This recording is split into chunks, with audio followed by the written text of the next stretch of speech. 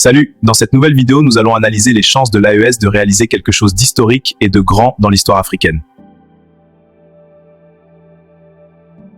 Que tu poses ces questions exprès pour savoir qu'est-ce que nous pensons.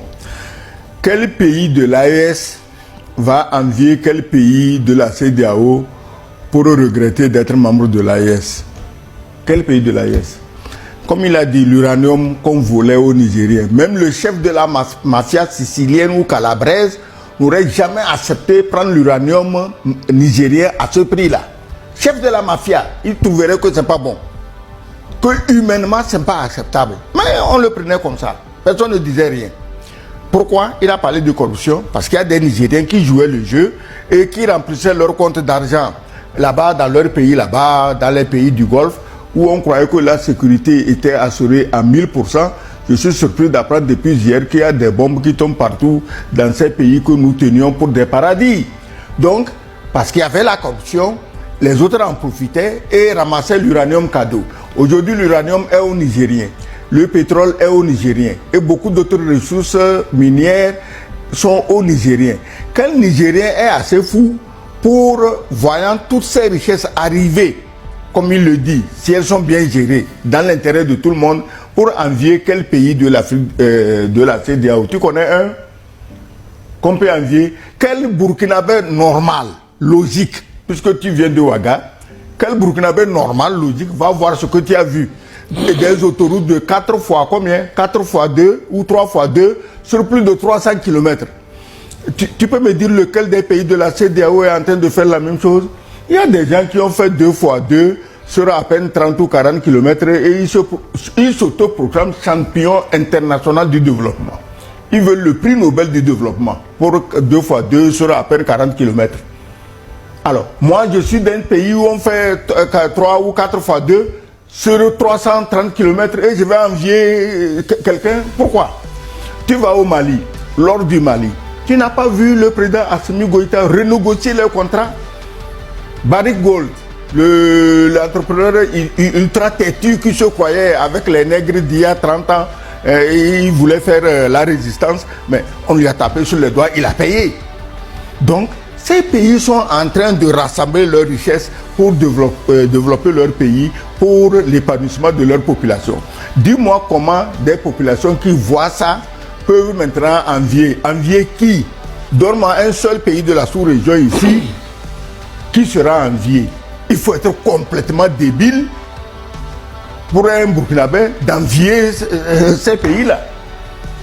Le Mali, tu n'as pas appris toutes les grandes réalisations de logements sociaux que Assimi Goïta est en train de réaliser à Koulouba. Tu n'as jamais entendu parler de ça?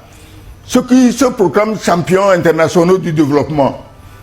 Mais il y a quoi? Tu vas les envier pourquoi? Donc il faut laisser tout ça. Ces pays savent qu'ils ont l'avenir. Leur population, leur jeunesse surtout, ils savent qu'ils ont un avenir. Il appartient aux responsables de savoir expliquer aux jeunes ce qui se passe, de leur montrer les perspectives. Ceux qui sont là aujourd'hui, mais écoutez, le pouvoir c'est quoi? Nous venons, nous passons. Il faut que les jeunes comprennent que ceux qui sont là aujourd'hui, dans 30 ans, dans 40 ans, ils ne sont plus là. Et c'est les jeunes qui sont à l'école aujourd'hui, à l'école primaire, c'est à eux de prendre la relève. Donc si vous leur donnez toutes ces perspectives, il n'y a aucune raison d'envier des pays où le seul bonheur, c'est d'être ami du petit blanc. Voilà. Dernière question pour clôturer cette première partie de notre forum. Didier Nourdine Alou, si vous aviez une seule recommandation à soumettre au secrétariat de l'AES pour cette année 2026, quelle serait cette recommandation? Mais c'est de maintenir le cap. C'est de maintenir le cap, de continuer à sécuriser l'espace.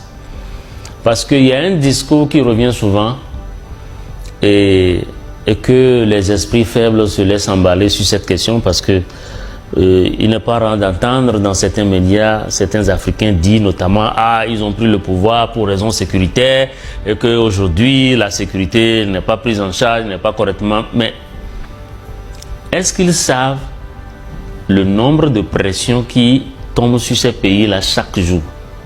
Est-ce qu'ils savent le complot qui est orchestré contre ce pays-là chaque jour?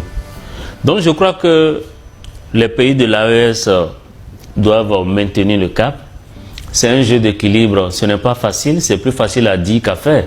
Parce que il faut, dans le même temps, il faut consacrer près de la moitié du budget à la sécurité et faire en même temps le développement dans un contexte de ressources limitées.